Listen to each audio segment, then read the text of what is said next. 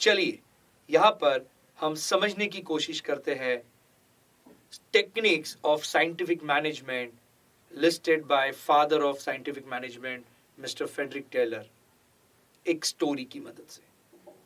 Story समझने से पहले हम लिस्ट डाउन करते हैं कि कौन से टेक्निक्स मिस्टर फ्रेडरिक टेलर ने लिस्ट डाउन किए।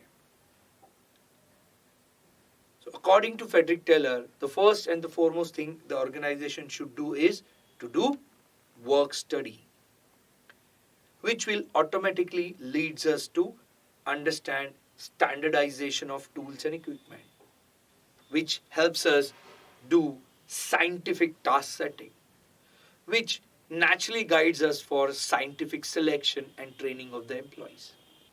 This whole process makes the organization functional, that is functional organization, and which leads to a differential piece rate wage plan for the employees. चलिए, जैसे हमने ये सारे टेक्निक्स लिस्ट कर दिए हैं, क्यों ना एक सिंपल स्टोरी की मदद से हम इसे याद रखने की कोशिश करते हैं, और जैसे हमें स्टोरी याद हो जाएगी ये सारे पॉइंट्स हम एग्जाम में रिप्रोड्यूस कर सकेंगे। वेल, स्टोरी का नाम है टेक्निक्स ऑफ साइंटिफिक मैनेजमेंट, मेरे दोस्त के कॉर्पोरेट कंपनी में वर्किंग के एक्सपीरियंस शेयरिंग के साथ।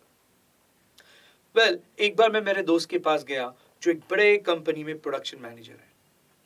तो मैंने उससे जानना चाहा कि यार मुझे बता कि तेरे कंपनी में काम कैसे होता है। तो उसने मुझे समझाया कि मेरे कंपनी में हर एक काम के लिए एक डिटेल्ड एनालिसिस स्टडी होता है जिसे हम बोलते हैं वर्क स्टडी।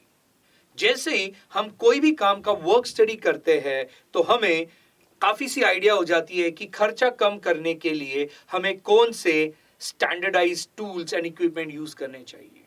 जैसे ही हमें स्टैंडर्डाइज्ड टूल्स एंड इक्विपमेंट की आइडिया मिलती है तो हमें स्टैंडर्ड प्रोडक्शन कितना होगा उसका आइडिया मिल जाता है, जिससे हम साइंटिफिकली टास्क सेट कर सकते हैं एम्प्लॉइज के लिए। टास्क सेटिंग के नॉलेज से हमें हेल्प होता है एम्प्लॉय के साइंटिफिक सिलेक्शन एंड ट्रेनिंग में।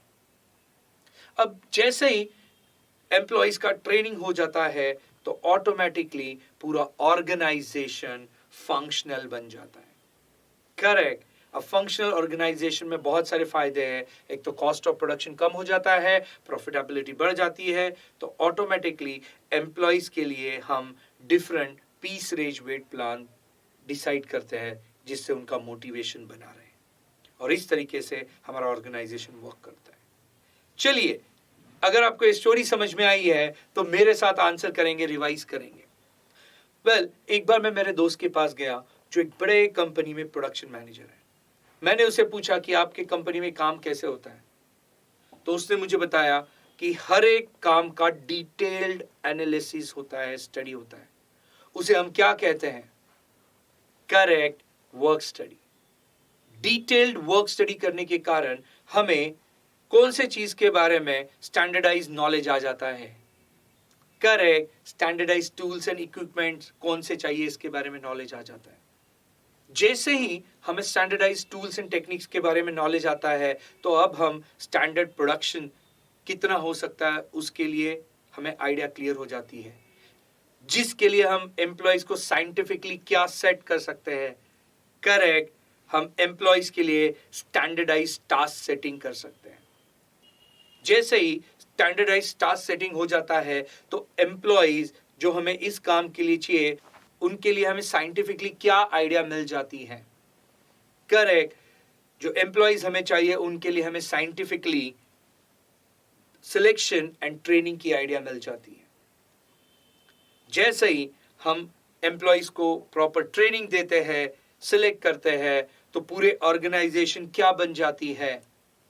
करेक्ट, पूरी ऑर्गेनाइजेशन फंक्शनल ऑर्गेनाइजेशन बन जाती है, जिससे हमारा प्रोडक्शन कॉस्ट कम हो जाता है और कंपनी का और ऑर्गेनाइजेशन का प्रॉफिटेबिलिटी बढ़ जाता है, जिसकी मदद से हम एम्प्लॉइज को क्या दे सकते हैं? Correct, differential piece rate wage plan दे सकते हैं, जिससे वो मोटिवेटेड रहे और हमारी ऑर्गेनाइजेशन बढ़ती रहे।